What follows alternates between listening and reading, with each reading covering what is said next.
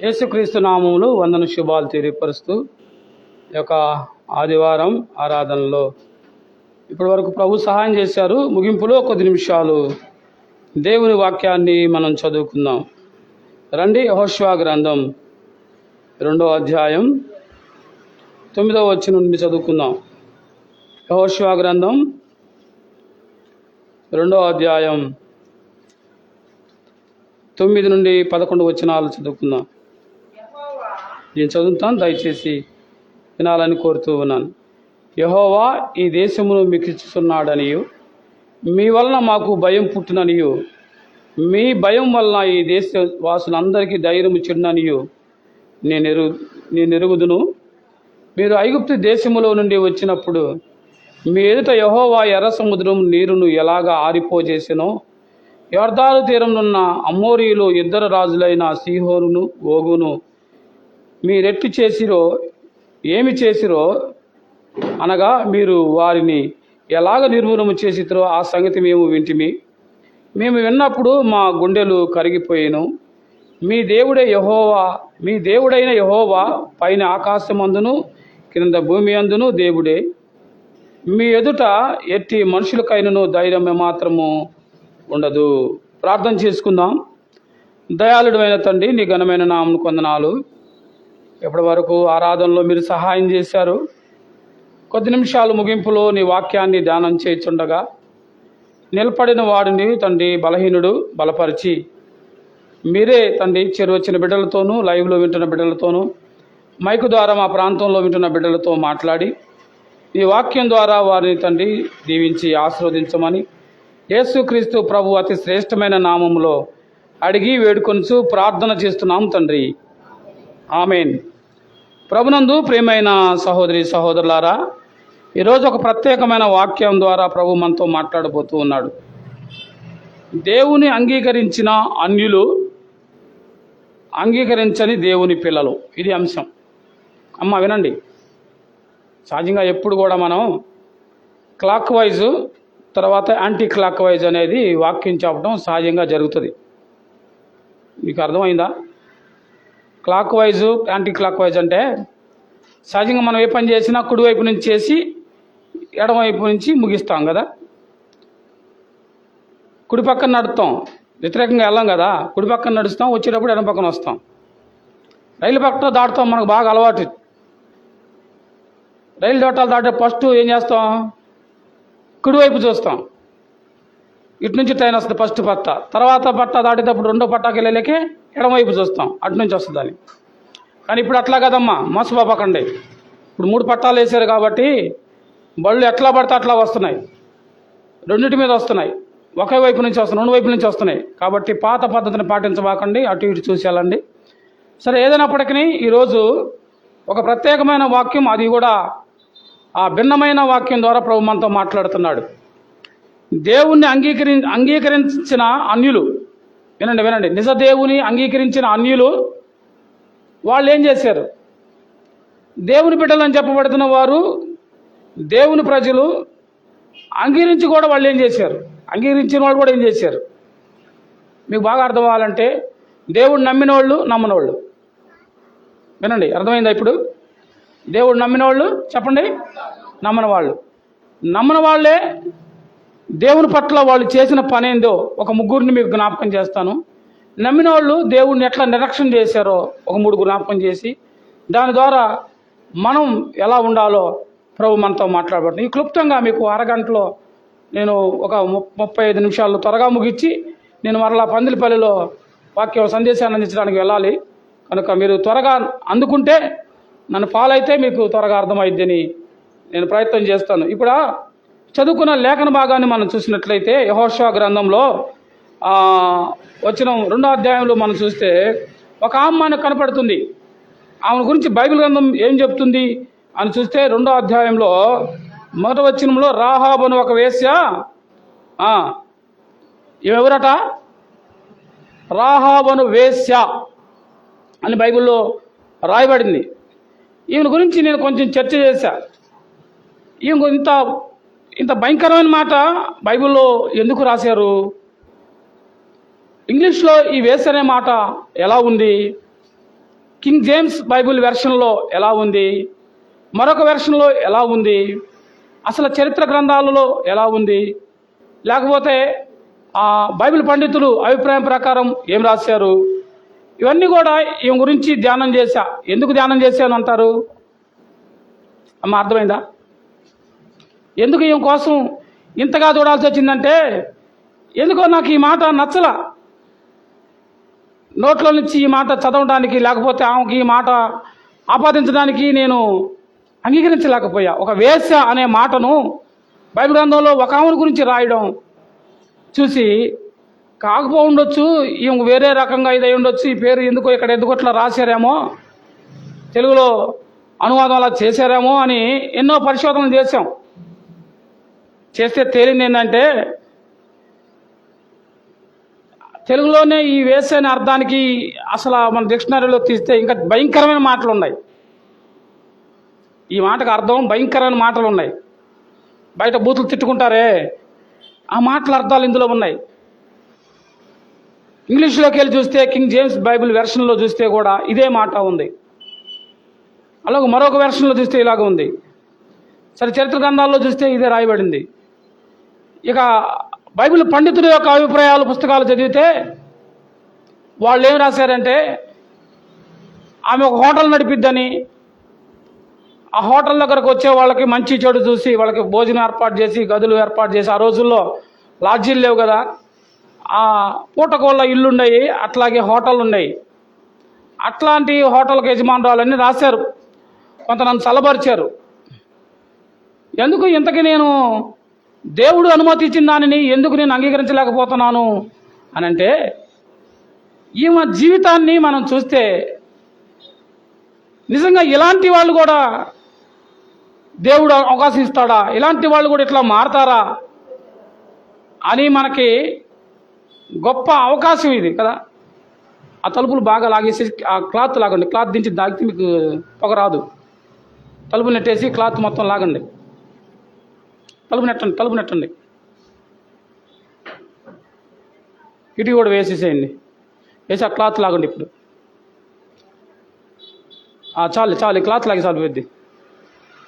Okay పిల్లరా, జాగ్రత్తగా వినాలి.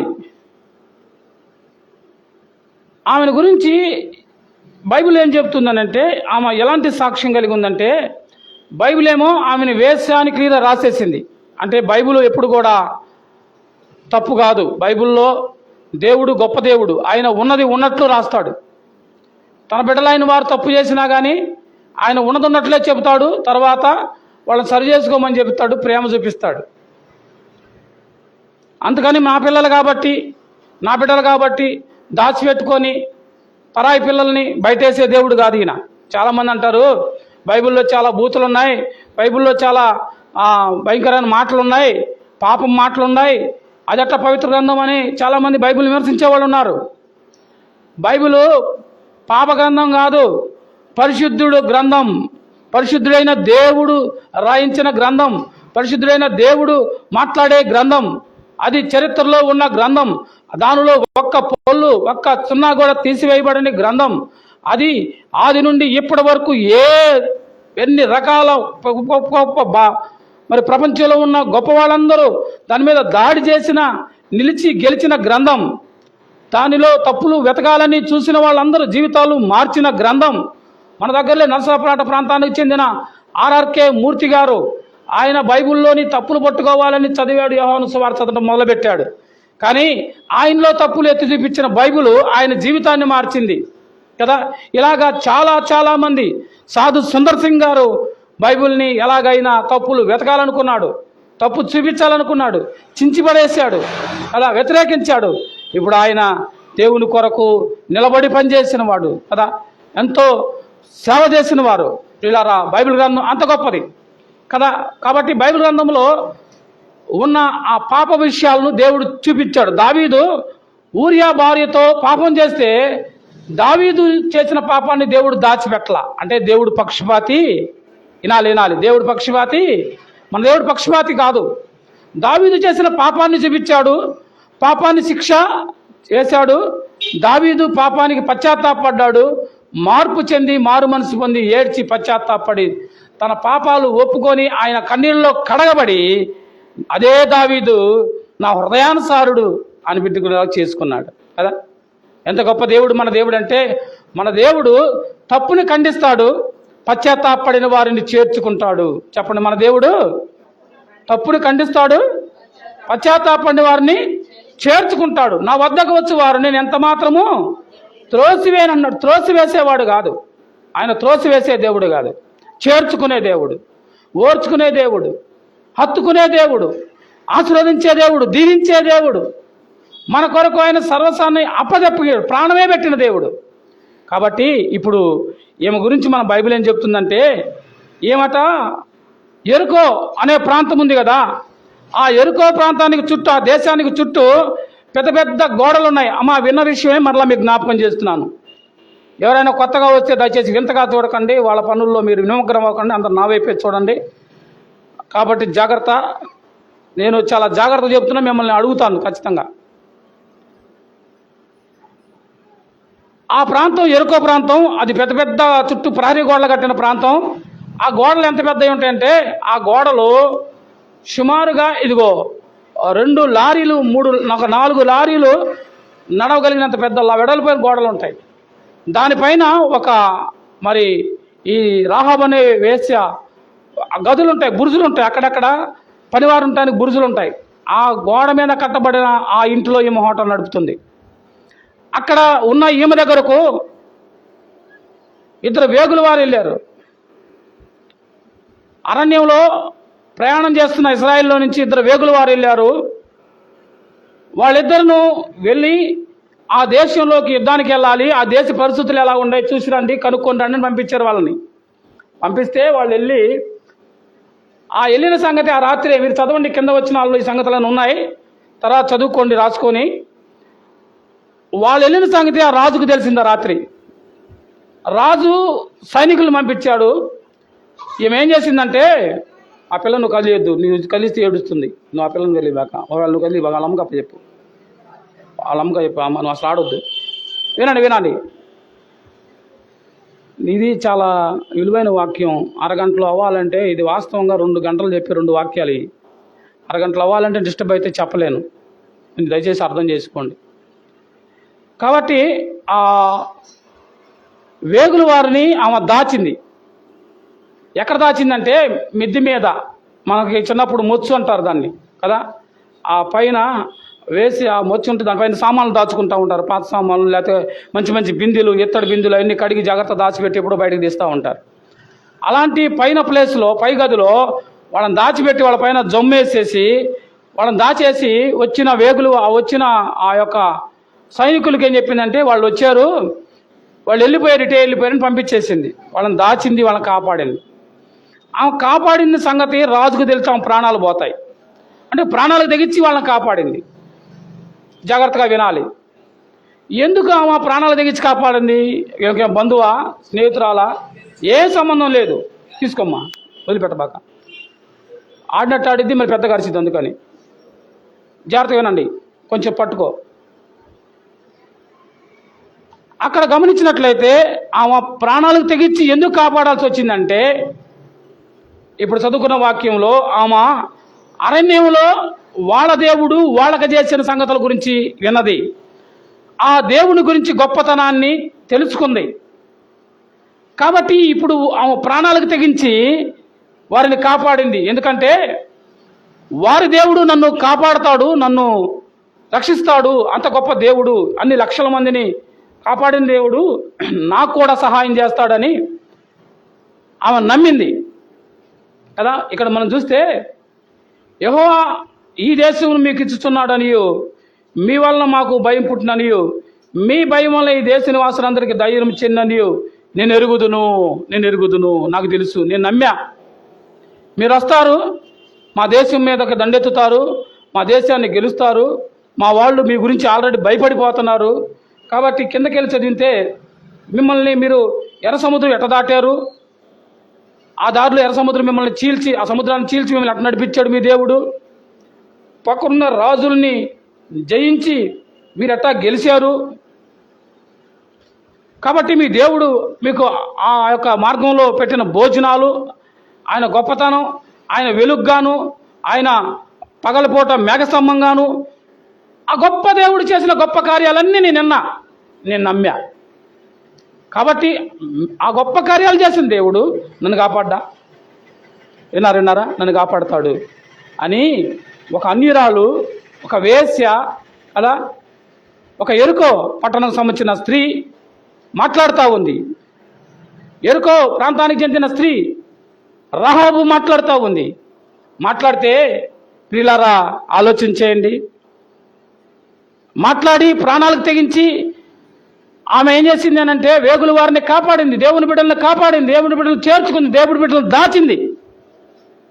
దాచిన తర్వాత వచ్చిన సైనికులు వెళ్ళిపోయిన తర్వాత ఆ కిందకి దించి వాళ్ళతో మాట్లాడుతుంది. అయ్యలారా, నేను మీకు నా ప్రాణాలు తెగించి సహాయం చేశాను కదా, ప్రతిగా మీరు కూడా నాకు సహాయం చేయరు అని అంది. ఏం చేయాలమ్మా చెప్పంటే, ఆమెకి ఎంత విశ్వాసమో చూడు. ఈమె విశ్వాసం ఇశ్రాయేలీయులలో లేదు. వినండి. ఈమె విశ్వాసం ఏం తెలుసా? మీరు ఈ దేశానికి వచ్చి మీరు మా దేశాన్ని గెలిచినప్పుడు, మా దేశంలో వాళ్ళందరినీ చంపినప్పుడు దయచేసి మమ్మల్ని కాపాడండి. ఎవరెవరిని కాపాడాలి అని అంటే కింద వచ్చిన వాళ్ళు 13వ వచనంలో అంటుంది, నా తండ్రియు నా తల్లియు, నేను చదువుతున్నాను మీరు వినండి, నా తండ్రియు నా తల్లియు నా అన్నదమ్ములను నా అక్క చెల్లెలను వారి కలిగి ఉన్న వారందరినీ చావకుండా బ్రతకనిచ్చి రక్షించండి. అమ్మా చూడండి, ఆమెకి ఎంత కుటుంబం మీద కదా, ఎంత బాధ్యత.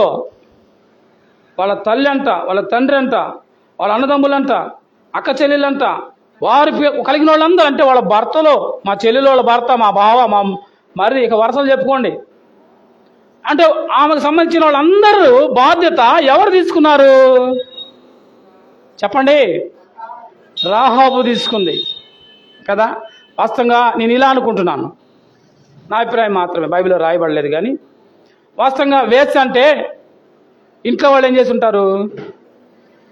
ఆమెను వెలేసి ఉంటారు, ఆమెను చేర్చుకోకుండా ఉంటారు కదా. ఆమెను ఖచ్చితంగా నువ్వు ఇలాంటి దుర్మార్గంగా ప్రవర్తిస్తున్నావు కాబట్టి, పాపం చేస్తున్నావు కాబట్టి, నీ వల్ల మా కుటుంబ గౌరవం పోయింది కాబట్టి నువ్వు మా ఇంటికి రావాల్సిన అవసరం లేదు, దూరంగా వెళ్ళిపో, నీచురాలా, పాపాత్మురాలా, మాకు పరుగు పోతుంది, పిల్లలు, ఆడపిల్లలు, చెల్లెళ్ళు, అక్కలు ఉన్నారు, అన్నలు తమ్ముళ్ళు ఉన్నారు, కుటుంబ గౌరవం ఏమవుతుంది అని ఎప్పుడో ఆమె కుటుంబం అంతా వెళ్ళేసి ఉండిద్ది. అవునంటారా కాదంటారా? సహజంగా జరిగే పనే కదా అది. ఏ సంగతిలో జరిగిందో లేదో కానీ సహజంగా జరిగే సంగతి నేను చెప్తున్నాను. కానీ ఇప్పుడు ఏం చేస్తుంది మా తన తండ్రిని, తల్లిని, తన అక్క చెల్లెలను, అన్నదమ్ములను, వారి కుటుంబాలు మొత్తాన్ని కూడా రక్షించాలని కోరుకుంటుంది. ఎప్పుడు మీరు వచ్చి ఈ దేశాన్ని జయించినప్పుడు, అంటే వాళ్ళు జయిస్తారన్న సంగతి వాళ్ళకే తెలియదు, వాళ్ళు జయించబోతున్నారని వాళ్ళు కూడా నమ్మట్లా. ఎవరు నమ్ముతున్నారు చెప్పండి? రాహాబు నమ్ముతుంది. ఆయన గురించి ఎంత చక్కని సాక్ష్యం చెప్పిందో చూడండి. వచ్చిన 10లో, మీరు ఐగుప్తు దేశం నుండి వచ్చినప్పుడు మీ ఎదుట యెహోవా ఎర్ర సముద్రమును నీరును ఎలాగా ఆరిపోజేసినో, యొర్దాను తీరమునున్న అమోరీల ఇద్దరు రాజులు సీహోరును ఓగును మీరేమి చేసితురో, అనగా మీరు వారిని ఎలాగ నిర్మూలన చేసితురో ఆ సంగతి మేము విన్నప్పుడు మా గుండెలు కరిగిపోయెను. మీ దేవుడైన యెహోవా పైన ఆకాశమును క్రింద భూమి అందును దేవుడే, మీ ఎదుట ఎట్టి మనుషులకైనా ధైర్యం. ఆయన గొప్ప దేవుడు, ఆయన ఆకాశానికి దేవుడు, భూమి మీద దేవుడు, సమస్తానికి దేవుడు, సమస్తాన్ని కలుగు చేసిన దేవుడు కదా. అయితే ప్రియులారా, వినాలి. ఈమె పని ఎలాగుంటే, ఈమె యొక్క నమ్మకం ఎలా ఉంటే, మరి వాళ్ళు ఏం చేస్తున్నారు? ఈమె నమ్మనామా? అమ్మ వినండి, ఇందాక మనం అనుకున్నాం, నమ్మిన వారు నమ్మనివారు. నమ్మనామేమో నమ్ముతుంది, ఎంత బాగా నమ్ముతుందో. నమ్మిన వాళ్ళు ఏం చేస్తున్నారో చూద్దాం రండి. కీర్తన గ్రంథం 28వ అధ్యాయం వచనం 17 నుండి చదువుదాం. కీర్తన గ్రంథం 28వ అధ్యాయం వచనం 17 నుండి చదువుదాం. 28వ అధ్యాయం 28వ అధ్యాయంలో ఒక్క నిమిషం ఆగండి. 78వ అధ్యాయం, క్షమించండి, 78వ అధ్యాయం 78వ అధ్యాయం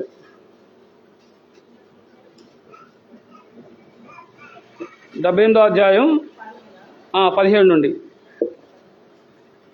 త్వరగా. ఆయన సముద్రమును పాయలుగా చేసి వారిని అద్దరికి నడిపించెను. ఆయన నీటిని రాశిగా నింపెను. పగటి వేళ మేఘములో నుండి రాశి అంతయు అగ్ని ప్రకాశములో నుండి ఆయన వారికి త్రోవ చూపెను. అరణ్యములో ఆయన బండను చీల్చి 78:17 లేదంటారేందమ్మా, చదవండి. ఆయనను వారు 17:1-7 చదువుతాను వినండి. ఆయనను వారు ఆయనకు విరోధంగా ఇంకను పాపము చేస్తూనే వచ్చిరి. ఎలా చేస్తున్నారట? ఎవరు? ఇశ్రాయేలీయులు. ఆయనను వారు ఆయనకు విరోధంగా పాపము చేస్తూనే వచ్చిరి. అడవిలో మహోన్నతునికి మీద తిరుగుబడిరి. వారు తమ ఆశ కొలది ఆహారమును అడుగుచు తమ హృదయాలలో దేవుని శోధించిరి. అరణ్యంలో దేవుని భోజనము సిద్ధపరచగలడా అనుచు వారు దేవునికి విరోధంగా మాట్లాడిరి. ఆయన బండను కొట్టగా నీరు ఉబికెను, నీళ్లు కాలువలై పారెను. ఆయన ఆహారం ఇవ్వగలడా? ఆయన తన ప్రజలకు మాంసం సిద్ధపరచగలడా అని వారు చెప్పుకొనిరి.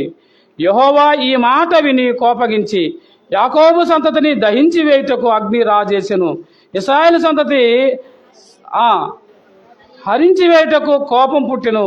వారి దేవుని యందు విశ్వాసం ఉంచకపోయిరి. ఆయన దయచేసిన రక్షణ యందు నమ్మిక. వినాలి చూడండి అమ్మా, వాళ్ళని ఎర్ర సముద్రం దాటిచ్చారని. అమ్మ వినండి. ఆమె ఏం చెబుతుంది? రాహాబు చెప్పండి, ఒక అన్ని రాళ్ళని చెప్తుంది. ఆయన ఎర్ర సముద్రం దాటిచ్చాడని కదా. ఆయన యోర్దాను దగ్గర ఎలాగైతే వాళ్ళ విషయంలో ఆయన గొప్ప కార్యం చేశాడని కదా.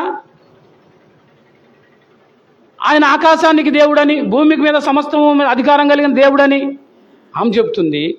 వీళ్ళేమో దేవుణ్ణి శోధిస్తున్నారట, ఆయన విరోధులు అవుతున్నారట. ఆయన మాకు భోజనం పెట్టగలడా? పెట్టకపోతే ఇంతకాలం ఎట్ట బతికారు? 40 సంవత్సరాలు. ఎన్ని సంవత్సరాలు? 40 సంవత్సరాలు అరణ్యంలో బ్రతికారు వీళ్ళు. ఏం కోసుకొని తిన్నారు? ఏం పంటలు వేశారు? ఆకాశం నుంచి మన్నా కురిపిస్తే తిన్నారు, బండ నుండి నీళ్ళిస్తే తాగారు, కృతజ్ఞత లేని వారిగా ఉన్నారు. మీరే చెప్పాలి మీ నోటితో. వీళ్ళు ఎలాంటి వాళ్ళు? ఇలాంటి వాళ్ళు వీళ్ళు చెప్పండి. ఎలాంటి వాళ్ళు వీళ్ళు? తింటున్నారు ఒక పక్క నుంచి, తాగుతున్నారు కదా, ఎండలో తగలకుండా నీడలో వెళ్తున్నారు కదా, రాత్రిపూట చలి పుట్టకుండా చలికాలంలో. అది 40 సంవత్సరాల్లో 40 చలికాలాలు వచ్చి ఉంటాయిగా. వస్తే రావా? చలికాలంలో చలి పుట్టకుండా ఆయన ఏం చేస్తున్నాడు? అగ్నిస్తంభంగా ఉండి వేడినిస్తున్నాడు. మనకు కూడా లేవు ఇన్ని సుఖాలు. వీళ్ళు తిని మదిచి ఏం మాట్లాడుతున్నారో చూడండి. ఇంతకుముందు గత ప్రభుత్వంలో ఒక ఆయన ఇలాగే చేశాడు. మీరు ముసలోళ్ళ, మీకు పెన్షన్లు ఇస్తాం, మీరు రోగస్తులు ఉన్నారా, డబ్బులు పెట్టుకోలేరా, మీకు ఉచితంగా ఏ కార్పొరేట్ హాస్పిటల్కైనా వైద్యం అని అన్నాడు కదా. మీ పిల్లలు చదువుకోలేకపోతున్నారా, చదివించలేక పనులకు వెళ్తున్నారా, ఇగో మీకు డబ్బులు ఇస్తాను, ఆ డబ్బులు తీసుకొని మీరు మీ పిల్లలకు బడికి పంపించండి, ఆ డబ్బులు మీ ఖర్చులు ఉంచుకోండి అని చెప్పి మీ పిల్లల కోసం మీకు డబ్బులు ఇచ్చి మీ పిల్లల్ని బడికి పంపిస్తే, బడికి పంపించిన వాళ్ళకేమో బట్టలు ఇస్తాను, బెల్ట్లు ఇస్తాను, షూలు ఇస్తాను, పుస్తకాలు ఇస్తాను, అన్నం పెడతాను, చెక్కీలు ఇస్తాను తినడానికి, గుడ్డ, మళ్ళీ వారంలో ఏం భోజనం, 1 రోజు 2 రోజులు కోడిగుడ్లు కదా, మీకు తెలిసి తిన్నా వాళ్ళకి. ఇట్లా ఎన్నెన్నో చేశాడు. ఈరోజు మన ప్రాంతంలో చాలామంది సచివాలయం కానిస్టేబుల్ కానీ, సచివాలయం ఉద్యోగులుగా కానీ ఎన్నో సంవత్సరాల నుంచి పోటీ పడి వయసు అయిపోయినాక లేవులే ఉద్యోగాలు అనుకున్న ఉద్యోగాలు చేస్తున్నారు గవర్నమెంట్. ఆయన ఏం చేశారు? ఆయన వద్దన్న వాళ్ళు ఉన్నారు, ఆయన తిరస్కరించిన వాళ్ళు ఉన్నారు కదా. మనిషికి ఉచితంగా వస్తే దాని విలువ అర్థం కాదు, ప్రేమతో ఇస్తే అర్థం కాదు, ప్రేమిస్తే అర్థం కాదు కదా అని ఆ దేవుడు వదిలిపెట్టే దేవుడు కాదమ్మా. మన దేవుడు కృప కలిగిన వాడు. కృప అంటే అర్హత లేని వారికి అర్హతనిచ్చే దేవుడు కదా. ఈయన ఏం చేస్తున్నాడు? ఇన్ని రకాలుగా మాట్లాడినా ఆయన మాత్రం వాళ్ళని ప్రేమిస్తూనే ఉన్నాడు. ఆమె ఏం మాట్లాడుతుంది? వినండి వినండి, ఆమె మాట్లాడుతుంది, మీ దేవుడు ఆకాశానికి భూమికి మొత్తాన్ని సమస్తం కలిగేసిన గొప్ప దేవుడు, సముద్రాన్ని చీల్చిన దేవుడు కదా, ఆ రాజుల్ని ఎదిరింపజేసి గెలిపించిన దేవుడు, మీ దేవుడు గొప్ప దేవుడు అని ఆమె సాక్ష్యం చెప్తుంటే, వీళ్ళేమో ఆయన్ని తిండి కోసం కదా ఆయన మీద సనుగుతూ ఉన్నారు. తద్వారా వాళ్ళకి ఇచ్చిన ఆ గొప్ప ఆ విశ్వాసాన్ని కూడా కోల్పోతుంది. వచ్చిన 22లో చూస్తే కీర్తనలు 78:22లో వారు దేవుని యందు విశ్వాసం ఉంచకపోయారు. విశ్వాసం లేని కదా మనం ఏమంటాం, ఎవరికైనా సహాయం చేస్తే అరే విశ్వాసం లేదురా నీకు అంటావా లేదా కదా. మన ఏదైనా సహాయం చేసి మళ్ళీ మనకు ఎవరైనా ద్రోహం చేస్తే ఉంటాం, అరే విశ్వాసం లేనివాడా, విశ్వాసం లేనిదనవా అని అంటావా లేదా. ప్రభు కూడా తన బాధను ఎల్లగక్కుతున్నారు. వారు విశ్వాసం లేని వాళ్ళుగా, విశ్వసించకపోయిన వారుగా ఉన్నారు. రెండవది, ఆయన దయచేసిన రక్షణ కూడా వాళ్ళు ఏం చేస్తున్నారు, రక్షణ ఇచ్చాడు, ఉచితంగా రక్షణ ఇచ్చాడు. సముద్రంలో వాళ్ళందరూ 6 నెలల మీద నడుస్తుంటే ఆ చుట్టుపక్కల గోడలు లేకుండా నీళ్ల త్రిప్పర్ల ద్వారా వాళ్ళు ఏం చేశారు, సముద్రం నీటిలో బాప్తిసం పొందారు. వాళ్ళు పొందిన రక్షణ కూడా వాళ్ళు నమ్మకుండా నిర్లక్ష్యం చేస్తూ ఉన్న ప్రజలు వారు. అయితే నమ్మిన అనురాలు ఏం పొందుకుందో చూద్దామా. హెబ్రీ పత్రికలో 31వ అధ్యాయంలో ఆమె విశ్వాస వీరుల జాబితాలో ఉంది. హెబ్రీ పత్రిక 11వ అధ్యాయం 31వ వచనంలో చాలామంది వీరుల జాబితా, అబ్రహాం పేరు, ఇస్సాకు పేరు కదా, గొప్ప యాకోబు పేరు, విశ్వాస వీరులు అక్కడ ఉన్నారు. అందరు కాదు, విశ్వాస వీరులు జాబితా పట్టిక అంటారు ఈ హెబ్రీ పత్రిక 11వ అధ్యాయం 31వ వచనంలో. చదవండి అమ్మా, వినండి. ఇక్కడ కూడా ఏమంటున్నారు, విశ్వాసమును బట్టి రహాబను వేశ్య వేగుల వారిని సమాధానముగా చేర్చుకున్నందున అవిధేయులతో పాటు నశింపకపోయాను. చూసారా, అవిధేయులు ఎవరు, వీళ్ళే 40 సంవత్సరాలు తిని తాగి మదించి అవిధేయతతో విశ్వాస ఘాతుకులు. నా మాటలు కాదమ్మా, నాకేం పని వాళ్ళని తిడటానికి, నాకేం చేశారు వాళ్ళు. ప్రభు వాళ్ళ గురించి రాసిన మాటలు. వారు విశ్వసించకపోయినని వచ్చిన 12:22 అంటున్నాడు, వారు రక్షణను నమ్మకంగా ఉన్నట్టు రాయబడుతుంది. కాబట్టి ప్రియులారా, ఏమా నమ్మింది, విశ్వాసించింది, ప్రభువుని నమ్మి ఏ స్థాయికి వెళ్ళిందో చూడండి. విశ్వాస వీరులు జాబితాలోకి వెళ్ళింది కదా. ఏమో మళ్ళొక ఇంకొక గొప్ప భాగ్యం ఏందో కూడా చెప్పి నేను ఏమైనా దాటి వెళ్ళిపోతాను. మత్తయి సువార్త 1వ అధ్యాయం 5వ వచనంలో అక్కడ వంశావళి ఉంది. వినండి, అక్కడ వంశావళి ఉంది. ఏంటంటే యేసుక్రీస్తు జననం ఎట్లా అనగాని యేసుక్రీస్తుని గురించిన వంశావళి అక్కడ ఉంది. అబ్రహాము ఇస్సాకును కనెను, ఇస్సాకు యాకోబును కనెను, యాకోబు యోదాను కనెను. అట్లా కనెను అని వస్తుంది. మీరు చదవండి తర్వాత అక్కడ మొత్తం 17 వచనాల వరకు రాయబడి ఉంటుంది. మొత్తం 3 తరాలు ఉంటాయి, 42 దాన్ని ఏమంటారు పేర్లు మనకు కనపడతాయి. అబ్రహాం మొదలుకొని యేసుక్రీస్తు వరకు వంశావళి ఉంటుంది. అంటే యేసుక్రీస్తు అబ్రహాం దగ్గర నుంచి ఎలా వచ్చాడు అనేది, ఎవరెవరిలో పుట్టాడు అనేది ఉంటుంది. వాళ్ళలో అక్కడ ఎవరి పేరు ఉందమ్మా, చదవండి. 5లో 1వ అధ్యాయం 5వ వచనం, మత్తయి సువార్త 1వ అధ్యాయం 5వ వచనం. నయసోను సల్మానును కనును, సల్మాను రహాబునందు. అమ్మ ఇది చూసారా, ఎవరి పేరు, రహాబునందు బోయాజును కనును. అర్థమైందా? యేసుక్రీస్తు ఈమె గర్భం ద్వారా వచ్చాడు. ఎవరు గర్భం? అబ్బా, ఆ మాట నచ్చట్లా నాకు, ఆ మాట నచ్చట్లా. ఆ మాట ఆమె గురించి బైబిల్ చెప్పింది, కానీ ఆమె ఇప్పుడు లోకరక్షకుడు మోసిన గర్భం వంశంలో ఆమె చేర్చబడింది కదండి. ఇక్కడ 3 పేర్లు కనపడతాయి, 3 స్త్రీల పేర్లే. 42 మంది పేర్లు ఉంటాయి. యేసుక్రీస్తు వంశావళిలో 42 మంది కనపడతారు, కానీ వాళ్ళలో 3 స్త్రీలు కనపడతారు. 3 స్త్రీల పేర్లు ఉంటాయి. ప్రాముఖ్యంగా మనం ఎవరంటాం, యేసుప్రభుని కన్న తల్లి ఎవరు? మరీ పేరు సహజంగా చెప్తాం కదా. ఈమె దయాప్రాప్తురాలు, ఈమె గర్భం, ఈమె పేరు రాశారంటే బాగుంది, కానీ వాళ్ళలో ఇంకోటి పేరు రాశారు, రహాబునందు బోయాజు పుట్టాడు కదా. ఎంత గొప్ప భాగ్యం అండి. దేన్ని బట్టి చెప్పండి? దేన్ని బట్టి? ఆమె విని నమ్మింది. మనం వినటానికి ఓపిక ఉండదు. ఒక్క 10 నిమిషాలు ఎక్కువ వాక్యం చెప్తే టైంకి వెళ్ళి కదా చూస్తూ ఉంటాం. మనకి వినటం వల్ల వచ్చే ప్రయోజనాలు ఏందే చూడండి అమ్మా. ఈమె ఎంత ప్రయోజనం పొందుకుంది కదా. వాళ్ళ కుటుంబాన్ని రక్షించుకుంది. రెండోది, ఆమె పేరు విశ్వాస వీరుల జాబితాలోకి వెళ్ళింది. మూడోది, ఆమె కదా యేసుక్రీస్తు వంశావళిలో చేర్చబడింది. ఎంత గొప్ప భాగ్యం. వాళ్ళేమైపోయారు? వాళ్ళు అరణ్యంలో రాలిపోయారు కదా. ఎవరాళ్ళు? ఇప్పుడు దేవుని బిడ్డలని చెప్పుకుంటున్న వాళ్ళు ఎలా ఉన్నారు కదా. దేవుని బిడ్డలు కాని వాళ్ళు ఎలా ఉన్నారో మనం ఆలోచిద్దాం. మనం ఇప్పుడు ఎలాగున్నాం? మనం విశ్వాసుల వీరుల జాబితాలో మన పేరు ఉండాలన్నట్టు ఉండాలి.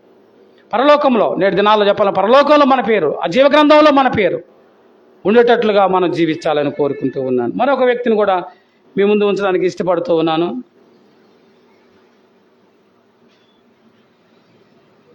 వీళ్ళ గురించి ఇంకొక మాట చెప్పడానికి టైం లేదు కనుక నేను ఊరికే చదివి వెళ్ళిపోతాను. సంఖ్యాకాండం 14వ అధ్యాయం 29వ వచనంలో వీళ్ళు ఏమైపోయారో చూద్దాం. సంఖ్యాకాండం 14:29. 14:29 సంఖ్యాకాండం. ఆదికాండం, నిర్గమకాండం, లేవికాండం, సంఖ్యాకాండం. అమ్మ వినండి ఎంత బాధ. మీ శవములు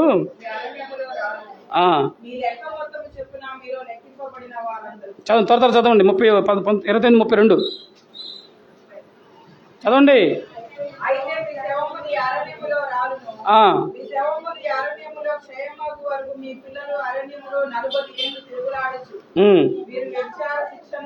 చదవండి అమ్మ. ఏంది నేను ఎడుతున్నాడు చదువుతున్నా, టకటక చదివేసి ఉన్నాను కదా.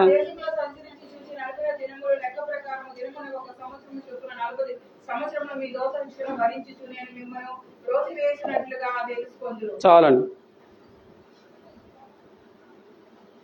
మీ శవాలు అరణ్యంలో రాలిపోతాయి. దేన్ని బట్టి? మీరు ఇన్ని కార్యాలు విని చూసి కళ్ళారా తిని మదించి దేవుడు మీరు తిరుగుబాటు చేస్తున్నారు. ఆమె ఏం చేసింది? ఆమె తినలా, ఆమె చూడలా కదా. కేవలం ఏం చేసింది? వింటున్న మీ జీవితాలు ధన్యమవును గాక. వింటున్న మీ జీవితాలు కదా. అలాగే దేవుడు మీ కుటుంబాలు ఆశీర్వదించాలని, అలాగే మిమ్మల్ని ఆశీర్వదించాలని, అలాగే ఆయన ఆ గొప్ప భాగ్యం మనకు కూడా. ఆమె పేరు ఎక్కడుంది? విశ్వాస వీరుల జాబితాలు. మన పేరు ఎక్కడ ఉండాలి? ఆ జీవగ్రంథంలో ఎవరి పేరైనా రాయబడని ఎడల వాడు నరకాగ్నిలో పడద్రోయబడతాడు. మన పేరు ఎక్కడ ఉండాలా? జీవగ్రంథంలో ఉండాలి కదా. యోషువ అంటాడు, మీరు ఎవరిని సేవిస్తారో సేవించుకోండి, నేను నా ఇంటి వారు యెహోవాను సేవించుదాం. ఇంకొక వ్యక్తిని కూడా మీకు జ్ఞాపకం చేస్తాను. రూతు గ్రంథం 4వ అధ్యాయం 21వ వచనం. నేను త్వరగా వెళ్ళిపోతున్నాను, ఇక సమయం లేదు. రూతు గ్రంథం 24వ అధ్యాయం 21వ వచనం. న్యాయాధిపతుల పక్కన ఉంటుంది రూతు 4:21.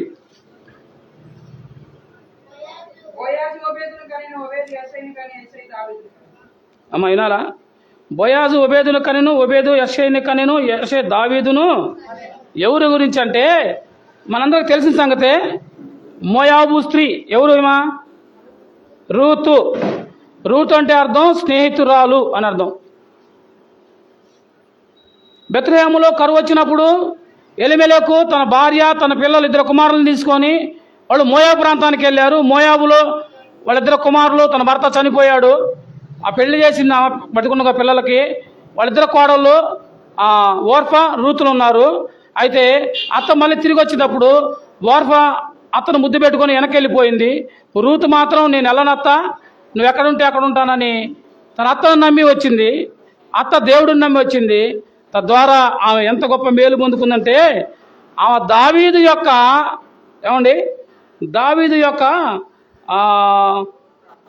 ముత్తవ్వ అయింది కదా.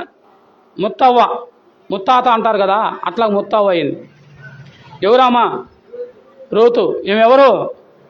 మోయాబీయురాలు, ఈమె దేవుని బిడ్డగా ఇశ్రాయేలురాలు కాదు, యూదురాలు కాదు, ఒక అన్యురాలు. వినండి, అన్యురాలు ఈమె ఎంత చక్కగా ప్రభువుని నమ్మిందో చూసారా?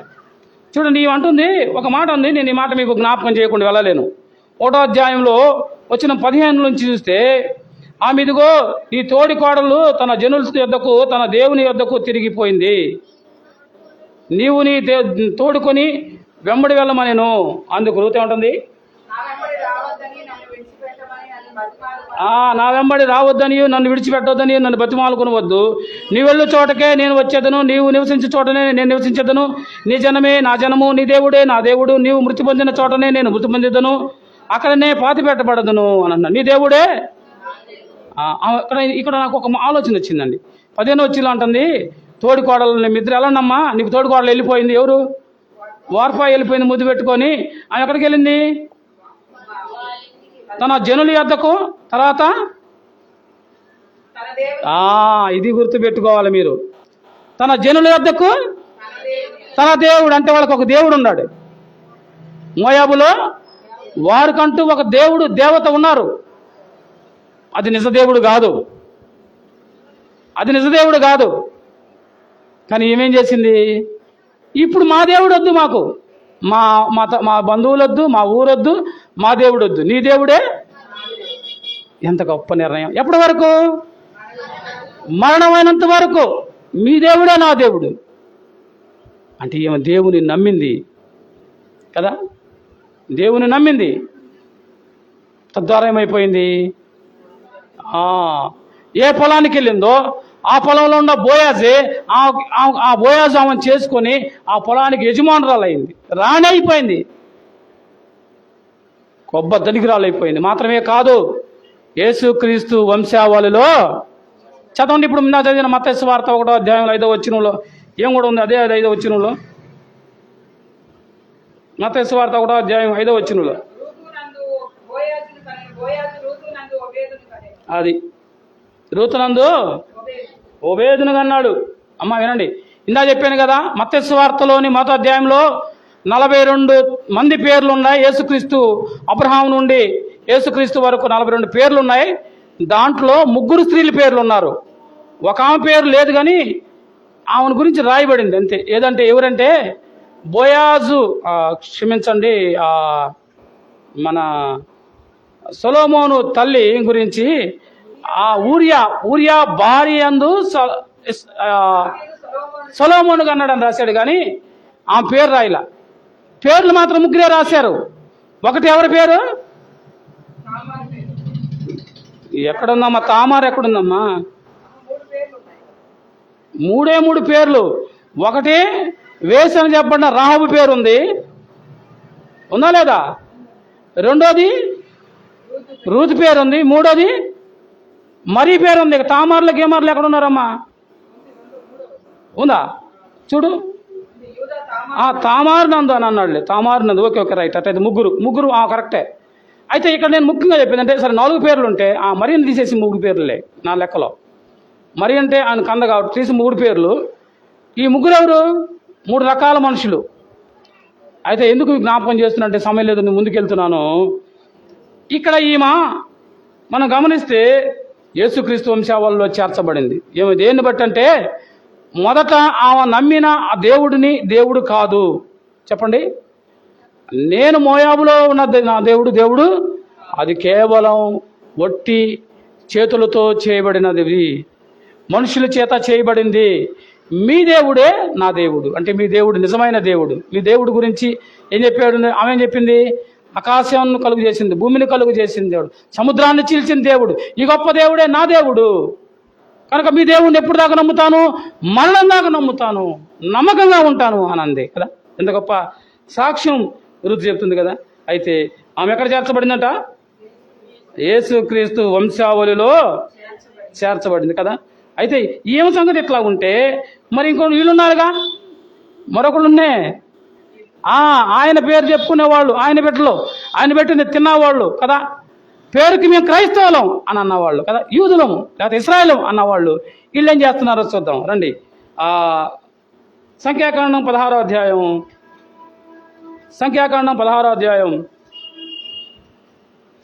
1వ వచనం నుంచి త్వరగా మీరు ఎందుకు 16:1 నుంచి లేవి మునిమనుమడును ఆ, కహాతునకు మనవడునైన ఉమ్. ఇస్హాకు కుమారుడు చదివేసేయండి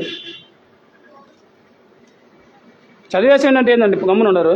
కొరవు రూబేను ఏలియాబు కుమారుడైన దాతాను ఈరోజు 5 అయిందండి. మీకు నన్ను బాగా ఇబ్బంది పెడుతున్నారు. అసలే సమయం లేకపోతే నేను చదువుకుంటా కోసం గమ్మునున్నమ్మా. ఇదిగో కోరాహు, రూబేను అనేవాళ్ళు ఇక్కడ ఉన్నారు, కహాతు అనేవాళ్ళు ఇక్కడ ఉన్నారు. ఈ కోరాహు, దాతాను, అబిరాము అనేవాళ్ళు మోషేను, అహరోను మీద తిరుగుబాటు చేశారు. అమ్మా కింద 3 వచనాల్లో మీరు చదివితే వాళ్ళు కనపడతారు. మోషే అహరోను విరోధి నేను చదువుతున్నాలే. మోషే, అహరోనులకు విరోధంగా వాళ్ళు చేశారు. నాకు చాలట్లా, మీ స్పీడ్ నాకు చాలట్లా. నేను చాలా స్పీడ్లో ఉన్నాను, టైం లేదు కాబట్టి వీళ్ళు విరోధంగా తిరుగుబాటు చేశారు. అసలు ఎవరు ఈయన నియమించింది? మోషేని దేవుడే నియమించాడు, అవునా కదా? దేవుడే నియమిస్తే వారు దేవుని బిడ్డలైన దేవుడి ఏర్పాటులో ఉన్న మోషే మీద, అహరోను మీద వాళ్ళు తిరుగుబాటు చేశారు కదా. ఒకప్పుడు ఇదే మోషే మీద వాళ్ళ అన్నను, వాళ్ళ అక్క ఏం చేశారు? తిరుగుబాటు చేశారా లేదా? నువ్వు అక్కడవేనా దేవుడితో మాట్లాడేది, మేము కూడా మాట్లాడతామన్నారు. ఏమైపోయిందమ్మా? ఏమైందండి అక్కకి? ఇప్పుడు వీళ్ళ పరిస్థితి కూడా అదే. వీళ్ళు కూడా తిరుగుబాటు చేస్తున్నారు. ఎవరెవరు వాళ్ళు? కోరాహు, దాతాను, అబిరాము. నేను చెప్పిన పేర్లే చెప్పండి. మీరు బైబిల్లో తేరి చూడాల్సిన అవసరంలా, చాలా ఉన్నాయి.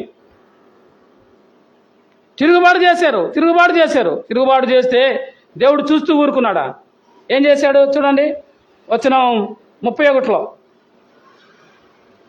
భూమి తన నోరు తెరచి వారిని వారి కుటుంబాలను, కోరాహు సంబంధులందరి వారి సమస్త సంపాద్యమును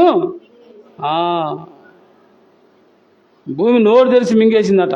33వ వచనం చూస్తే వారును వారి సంబంధంలో ప్రాణాలతో పాతాళంలో కూలిపోయి భూమి వారిని మింగివేసి వారు సమాజంలో ఉండకుండా నశించిపోయి. వచ్చిన 35లో చూస్తే వారు 250 మంది కనపడతారు. దేవుని సేవకుడిని మీద దేవుని ప్రజలు అందరూ వినండి. వీళ్ళందరూ ఎవరు? వీళ్ళందరూ దేవుని ప్రజలే. దేవుడు ఎన్నిక చేసుకున్న తన ప్రజలైనలో వాళ్ళకి ఏమొచ్చింది కదా? భేదభావాలు వచ్చినాయి. మేము ఎందుకు తక్కువ అని దేవుడు ఏర్పాటు చేయబడిన నాయకుడు లేకపోతే సేవకుడు, నా సేవకుడైన మోషే అన్నాడు. ఆయన సేవకు మీద తిరుగుబాటు చేయడం వల్ల దేవుడు అద్భుతమైన పని చేశాడు. భూమిని నిర్లిచ్చి, అంటే భూకంపం వచ్చి వాళ్ళందరూ అందులో పడి చచ్చిపోయారు. బ్రతికుండగానే అందులో పడిపోయారు. దేవుని ప్రజల పరిస్థితి ఎట్లా ఉంది సోదరి? జాగ్రత్త. ఇది ఎట్లా ఉంటే ఆమె ఏం చేస్తుంది? రూతు ఏమో నీ దేవుడే మా దేవుడు మాకు వద్దని వదిలేసి వచ్చి ఈ దేవుని నమ్మి కదా, ఈ దేవుని ద్వారా కదా, ఈ దేవుని కనిన గర్భం వంశావళిలో చేర్చబడి కదా ఎంత ఆశీర్వాదం పొందుకుంది సోదరి. దేవుని బిడ్డలైన మనం దేవుని యందు నమ్మిక కలిగి అది ఎప్పటి వరకు? చివరి వరకు, అంతవరకు సహించిన వాడే కదా రక్షించబడతాడు. నమ్మకంగా ఉన్నవాడే. కేవలం కొన్ని రోజులు కాదు మన దేవుడు కదా. మన దేవుడు గొప్ప దేవుడు. ఆయన సమస్తాన్ని మన కొరకు చేసిన దేవుడిని సత్యాన్ని మనం గుర్తుంచుకోవాలి. ఇంకా 3వ వ్యక్తిని ఊరికే జ్ఞాపకం చేసి నేను ప్రార్థన చేస్తానండి. 2వ రాజుల గ్రంథంలో 2వ రాజుల గ్రంథం 5వ అధ్యాయంలో ఒక ఆయన కనపడతాడు. 2వ రాజుల గ్రంథం 5వ అధ్యాయంలో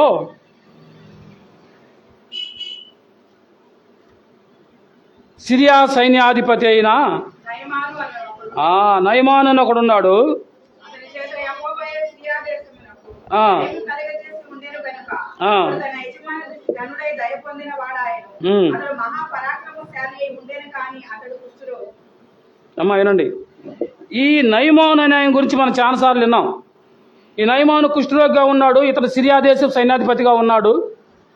ఇతను గురించి ఇశ్రాయేల్ చిన్నదని బానిసగా వెళ్ళిన అమ్మాయి చెప్పింది. షుమ్రోన్లో నా ఏలిన వాడు ఉన్నాడు, అక్కడికి వెళ్తే మన యజమానుడు బాగవుతాడని చెప్పింది. ఈయన అన్ని ప్రయత్నాలు చేసాడేమో, బహుశా ఇప్పుడు వస్తున్నాడు. దేవుని సేవకుడైన అలా ఎలిషా దగ్గరికి వస్తున్నప్పుడు ఏం చేశాడు? బంగారం, వెండి, షినారు వస్త్రాలు, బహుమానాలన్నీ తీసుకొని వచ్చాడు కానీ వచ్చిన వాడు ఏం చేశాడంటే ఈయన సొంత ఆలోచనతో వచ్చాడు. నేను అనుకుంటేనే ఈయన వచ్చి ఆయన దేవుని పేరట నా కుష్టుని అక్కడ ఆయన చెయ్యి ఆడిచ్చి బాగు చేస్తాడేమో ఆయన అనుకున్నాడు. ఆయన అనుకుంటే సరిపోయిద్దా? మనం కూడా అనుకుంటాం, సేవకుడు ఎట్లా మాట్లాడితే బాగుండు, నన్ను ఎట్లా పొగిడితే బాగుండు, నన్ను మెచ్చుకుంటే బాగుండు, నన్ను ఏమనకుండా ఉంటే బాగుండు, వాళ్ళని తిట్టినా పర్లేదు కదా, నన్ను మాత్రం ఏమనకూడదు, ఇట్లా చెబితే బాగుండు. కొంతమంది అన్నారండి, ఏంది అట్లా ఆ వాక్యం చెప్పకపోతే ఏమైంది, ఈ సంగతులు వెళ్ళకపోతే ఏమైంది అని మాట్లాడిన వాళ్ళు ఉన్నారు. వాళ్ళు చెప్పేటప్పుడు నేను చెప్పాలా? ఇదేమన్నా నా సొంత మాటలా? ప్రజలు ఎలా ఉన్నారంటే ప్రాస్పరిటీ గాస్పల్ని కోరుకుంటున్నారంటే అన్నీ కూడా మీకు వచ్చే దీవెనలు, స్వస్థతలు, అద్భుతాలు మీకు అన్నీ ఇవి రావాలంటే ఏం చేయాలో చెప్పొద్దు. ఇది చెప్పడం తప్పంటలా నేను, కానీ ఇంతే చెప్పి వదిలిపెడుతున్నారు జనాన్ని. ఇది రావాలంటే ఏం చేయాలి? ఇది రాకుండా, శాపం రాకుండా అంటే ఏం చేయాలి? ఇవన్నీ తెలుసుకోవాలా లేదా? ఇప్పుడు మనం తెలుసుకున్నామా? వాళ్ళు ఎలా శాపగ్రస్తులయ్యారు, ఈమె ఎలా బాగుపడిందో, దానివల్ల ఏమో ప్రయోజనం ఏందో, వాళ్ళ ఇంటి వాళ్ళ రక్షణ కదా, ఈమెకు దేవుడు చేసిన మేలు, ఇవన్నీ మనం తెలుసుకుంటే వారి జీవితాల ద్వారా పాఠాలు నేర్చుకొని మన జీవితాల్లో దాన్ని పొందుకుంటాం. అవునంటారా కాదంటారా? మనం మంచి మాత్రం తెలిస్తే చెడు తెలియకపోతే మనం చెడు చేయడానికి అవకాశం ఉందా లేదా? మనకు మంచి తెలియాలా, చెడు చేయాలా? అప్పుడు చెడుని తిరస్కరిస్తాం, మంచిని స్వీకరిస్తాం కదా. చెడ్డవాటిని దూరంగా వెళ్తాం, మేలైన వాడిని పొందుకుంటాం. అదే బైబిల్ చెప్పేది. అందుకే బైబిల్లో ఏది దాచిపెట్టుకోవాలా దేవుడు కదా. ఈ నయమాను వచ్చి సొంత ఆలోచన చేస్తున్నాడు. ఏమని? ఆయన వచ్చి నా కృష్ణుని దగ్గర చేయబెట్టి ఆయన దేవుడి పేరు అంటే ప్రార్థన చేస్తాడేమో ఆ రుద్దుతా అనుకున్నాడు. మన అయ్యగారులు చల్తల్లా తైలాభిషేకాలు కదా, అంజురకాయ అభిషేకాలు, అంజురకాయలు ఇస్తారు, అట్టికాయలు ఇస్తాము, కచ్చేపులు ఇస్తాము, కొబ్బరి నూనె ఇస్తాము. మా కొబ్బరి నూనె అనే పేరు, కొబ్బరి నూనె పూసి ప్రార్థన చేయటం, కొబ్బరి నూనె కట్టుకోవటం అనేది బైబిల్లో ఎక్కడ లేదు. బైబిల్లో ఎక్కడ లేదు. కానీ మనం ఎందుకు కొబ్బరి నూనె డబ్బా తీసుకొని ప్రార్థన చేయించుకొని పూసుకుంటున్నామో మరి మీకే ఒప్ప చెప్తున్నా. బైబిల్లో లేని చేయబాకండి. బైబిల్లో పెద్దలు నూనె వేసి కట్టారు, నూనె వేసి ప్రార్థన చేశారు, రోగం తగ్గింది. ఏ నూనె అది చెప్పండి? ఏ నూనె? ఒలివల నూనె. ఒలివల నూనె. ఒలివల నూనెలో ఔషధ గుణాలు ఉన్నాయి. ప్రార్థన చేశారు, తగ్గిపోయింది. మన వాళ్ళు చిన్నప్పుడు దెబ్బ తగిలితే కమకని ఏం చేస్తారు? మట్టి తీసి రాస్తారు. అవునా కాదా? మట్టిలో ఏముంది? మట్టిలో కూడా మానిపోయే గుణం ఉంది. లేకపోతే రక్తాన్ని ముందు ఆగిపోయిద్ది, వచ్చే రక్తం ఆగిపోయిద్ది. పంచదార వేస్తారు కొంతమంది కదా, కొంత పసుపు వేస్తారు కదా, కట్టు కడతారు. ఈయన అనుకున్నాడు, ఇది వచ్చి నాకు ఎక్కడ కుష్ఠరోగం ఉంది అక్కడ చేయబెట్టి తడిమి కదా నన్ను బాగు చేస్తాడేమో అనుకుంటున్నాడు. ఈయన అన్నట్టు జరగపోయలేకే కోపం వచ్చి తిరిగి వెళ్ళిపోతున్నాడు. వెళ్తే ఎవరికి నష్టం? ఏనండి, వెళ్తే ఎవరికి నష్టం? చాలామంది సంఘాన్ని విడిచి వెళ్ళారు. ఈరోజు వాళ్ళ పరిస్థితి ఎలాగుందో మీరు గమనించండి. సంఘానికి దూరంగా వెళ్తే, సహవాసానికి దూరంగా ఉంటే ఎంత నష్టమో ఆలోచన చేయండి. ఒకసారి నాకు సమయం లేదు కానీ అయినా కానీ చెప్పక తప్పలా నిలబడాల్సిన అవసరం ఉంది. ఒకసారి సంఘానికి ఒక ఆయన రాలా. సేవకుడు ప్రార్థన అయిపోయిన తర్వాత వాళ్ళ ఇంటికి వెళ్ళాడు. ఒక వారం రాలా, 2 వారాలు రాలా, 3వ వారం కూడా రాలేదు. ఇంక సేవకుడు ఇంటికి వెళ్ళాడు. వాళ్ళ ప్రాంతం అది యూరోప్ ప్రాంతం, వాళ్ళ చలి ప్రాంతం. అక్కడ కూర్చొని కట్టెలు పెట్టుకొని చలి కాసుకుంటా ఉన్నాడు. సేవకుడు వెళ్ళలేక ఆశ్చర్యపోయి అసలు ఏంద్రా ఈయన వచ్చాడు, 2 వారాలు అయిపోయినాయి, 3వ వారం వచ్చాడు, ఎందుకు వచ్చాడో అనుకుంటా ఉన్నాడు. వెళ్ళాడు, దగ్గర కూర్చున్నాడు. బాగున్నావా అని అన్నాడు. బాగున్నాను అన్నాడు. ఏం మాట్లాడట్లా, గమ్మునున్నాడు. సరే, సేవకుడు వచ్చి ఆ కట్టెలు మంటలు మండుతుంది కదా, బాగా మండుతుంది, మంచి మంట వస్తుంది, మరిన్ని కట్టెలు ఉన్నాయి. ఒక కట్టెని తీసి పక్కన పెట్టి గమ్మున వెళ్ళొస్తానని వెళ్ళిపోయాడు. ఈయనకి అర్థం కాల ఏంది అని. మీకేమైనా అర్థమైందా? ఏమ్మా ఎవరికైనా అర్థమైతే చెప్పండి. సేవకురాలు తప్ప. మిగతా వాళ్ళు చెప్పండి. దీని ద్వారా మీకేమైనా అర్థమైందా? ఒక ఆయన ప్రార్థన రావట్లేదు, 1 వారం రాలా, 2 వారం రాలా, 3 వారం రాలా, 3వ వారం సేవకుడు వెళ్ళాడు లేదా పాస్టర్ వెళ్ళాడు. ఆయన మంట కాసుకుంటా కూర్చున్నాడు, బాగుండామని పలకరించాడు. అక్కడ కాస్తే మంటలో నుంచి ఒక కట్టు తీసి పక్కన పెట్టాడు, వెళ్ళొస్తానని వచ్చాడు. ఆయనకు అర్థమైంది, మీకు అర్థమైందా లేదా? అర్థమైతే చెప్తే సంతోషపడతాను. ఏమ్మా? కట్టి కాలినట్టు కాలిపోతావా? కాదు. సరే వినండి. చెప్పమ్మా. Very good, right answer. ఆ కట్టెలన్నీ కాలుతా ఉంటే ఆ కట్టెలోంచి ఒక కట్టు తీసి పక్కన పెడితే కాలిద్దా? అన్ని కట్టెలు కలిస్తే కదా మంట వచ్చేది. మీరు వంట ఉండేవాళ్ళే కదా, నీళ్ళు కాసేవాళ్ళే కదా. కట్టి మీద కట్టి పెట్టి జాగ్రత్తగా పెడతారు, మంట బాగా మండుతూ ఉంటుంది. ఒక కట్టు తీసి బయట పెడితే మండిద్దా? ఆరిపోయిద్దా లేదా? అట్టగా ఆరిపోయింది. సంఘంలో నుంచి దూరంగా వెళ్తే, సంఘానికి దూరం అయితే, సంఘానికి రాకపోతే నీలో ఉన్న విశ్వాసం, నీలో ఉన్న ఆ దేవుని యొక్క ఆశీర్వాదాలు, లేకపోతే దీన్ని వెలుగుతున్న ఆ వెలుగుమయమైన జీవితం ఆరిపోయిద్ది. ఎప్పుడు వెలిగిద్ది? కట్టెలన్నీ కలిసి ఉన్నప్పుడే ఆ మంట చక్కగా ప్రభావితంగా మండిద్ది, ఉపయోగకరంగా ఉండిద్ది, వెలుగునిచ్చిద్ది. సంఘంలో ఉంటే కదా నీవు కూడా అలాగే ప్రకాశిస్తావు. సంఘానికి దూరం అయితే ఆరిపోయి మళ్ళా లోకంలో కలిసిపోయి అవసరమైతే ఒకరోజు అది రాలిపోయే ప్రమాదం ఉంది. ఆలోచన చేశారా ప్రియులారా? జాగ్రత్త ప్రియ విశ్వాసి. సంఘాన్ని ఎప్పుడు కూడా అంటిపెట్టుకొని విశ్వాసులు రెండింటిని ప్రాముఖ్యంగా అంటిపెట్టుకోవాలి. ఒకటి, ఇంటిని కుటుంబాన్ని అంటిపెట్టుకొని ఉండాలి, బిడ్డలను భర్తను అంటిపెట్టుకొని ఉండాలి. 2, సంఘాన్ని అంటిపెట్టు. ఇది ఎప్పుడు కూడా నిర్లక్ష్యం చేయకూడదు. ఏది నిర్లక్ష్యం చేస్తే అది కుప్పగూలిపోయిద్ది. కుటుంబంలో పిల్లల్ని పట్టించుకోకుండా ఇష్టానుసారంగా మనం వదిలేసి ఊరుకుంటే ఆ కుటుంబం కుప్పగూలిపోయిద్ది. సంఘంలో కూడా సహవాసంలో అంటుకట్టకుండా, సంఘానికి రాకుండా కారణాలు వెతుక్కుంటూ దూరంగా ఉంటే ఆరిపోయి మన వ్యక్తిగత జీవితం కూడా ఆరిపోయింది, ప్రమాదం. ఈయన కూడా ఇలాగే ఇష్టానుసారంగా అనుకుంటా ఉన్నాడు కదా. నేను అనుకున్నాడు కానీ ఏమైంది అని అంటే, ఆయన అనుకున్నట్టు జరగకపోతే అలిగి వెళ్తున్నాడు. ఆయనకే నష్టం. ఎవరు నష్టం? ఎవరైతే సంఘాన్ని విడిచారో వాళ్ళు నష్టపోతారు అని ఈ కట్టెలు పాఠం ద్వారా నేర్పించాడు సేవకుడు. మరి మీరేం నేర్చుకున్నారో నాకు తెలియదు. వెళ్ళిన వారు ఏం నేర్చుకుంటున్నారో నాకు తెలియదు. వెళ్ళిన వారు ఎలా ఉన్నారో, ఏమైపోయారు, వాళ్ళ పరిస్థితి ఏందో, వాళ్ళ జీవితం ఏందో మీరు పాఠాలు నేర్చుకోండి. ఇప్పుడు మళ్ళా తిరిగి వచ్చి పనివాడు చెబుతాడు, ఏమయ్యా వెళ్ళిపోతే ఎవరికి నష్టం? సార్ ఆయన ఏమన్నా నిన్నేమన్నా ఈ కొండ ఎత్తి ఆ కొండ ఎత్త మీద పట్టాడా? చెప్పలేదు కదా. చిన్న పనే కదా. ఏముంది, వెళ్ళి స్నానం చేయమన్నాడు. స్నానం రోజు చేస్తామా లేదా? ఒకళ్ళు 2 పూటలు చేస్తారు, ఒకళ్ళు 3 పూటలు కొడతారు ఈ ఎండకి.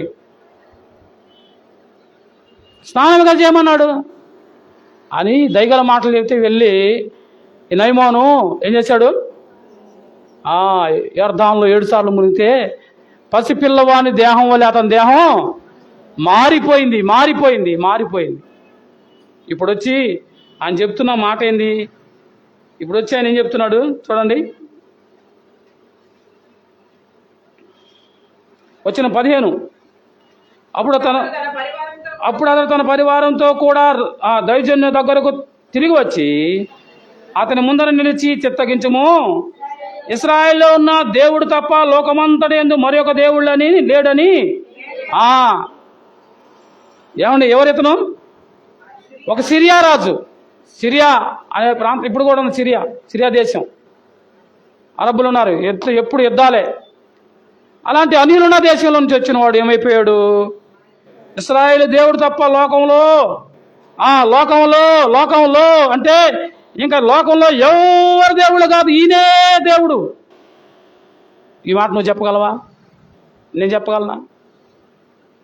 కానీ ఆ ప్రజలైన ఇశ్రాయేలు ప్రజలు వాళ్ళు ఏం చేస్తున్నారు? నిర్గమకాండ 32వ అధ్యాయంలో మోషే వెళ్ళి పలకలు దాటాన్ని పైకి వెళ్ళి లేక కింద ఏం చేస్తున్నారు? దూడం చేసుకొని, ఓ ఇశ్రాయేలు ఐగుప్తు నుండి మమ్మల్ని తెప్పించినా ఈ దేవుడు ఇదే. దేవుడిదే అన్నారు. ఎంత దుర్మార్గం అండి ఇది. ఈ తోడేనా ఎర్ర సముద్రాన్ని చీల్చింది? ఈ తోడేనా మన్నా పెట్టింది? ఈ తోడేనా అరణ్యంలో ఎడారులో మంచినీళ్ళు ఇచ్చింది? ఈ తోడేనా రాజులను ఓడించింది? ఎంత అన్యాయంగా ఉంది. ఆలోచన చేస్తున్నారా ప్రియులారా? ఒక కుష్ఠరోగే వచ్చాడు, ఒక అన్యుడిగా వచ్చాడు. ఆయనకంటూ ఒక దేవతలు ఉన్నాయి, దేవుళ్ళు ఉన్నాయి, గుళ్ళు ఉన్నాయి, గోపురాలు ఉన్నాయి, పద్ధతులు ఉన్నాయి, ఆచారాలు ఉన్నాయి, అలవాట్లు ఉన్నాయి. ఇప్పుడు వచ్చేమన్నాడు? చెప్పాలి, మీ నోటి నుండి చెప్పాలి. ఇశ్రాయేల్లో, అందరు నాతో చెప్పండి, ఇశ్రాయేల్లో ఉన్న దేవుడు తప్ప, లోకంలో ఏ దేవుడు ఆగండి, నేను చెప్పిన మాట మీరు కూడా చెప్పండి. ఇశ్రాయేల్లోనున్న దేవుడు తప్ప, పెద్దగా, లోకమంతటి ఎందునున్నా మరి ఒక దేవుడు లేడని నేను ఎరుగుదును. ప్రియ సోదరి, నీవు ఎరిగావా? యువతకాల సమయంలో నువ్వు ఎరిగావా? అన్యుడు చెప్తున్న పాఠాలు క్రైస్తవులైన మనం ఏం నేర్చుకున్నాం, ఏం తెలుసుకున్నాం, ఏం వింటున్నాం? సమయం లేదు కాబట్టి నేను ముగిస్తున్నాను. ఇదే అంశాన్ని దేవుని చిత్తమైతే వచ్చే వారం కూడా మనం ఈ విషయాలు కాకుండా మరికొందరిని జ్ఞాపకం చేసుకుందాం.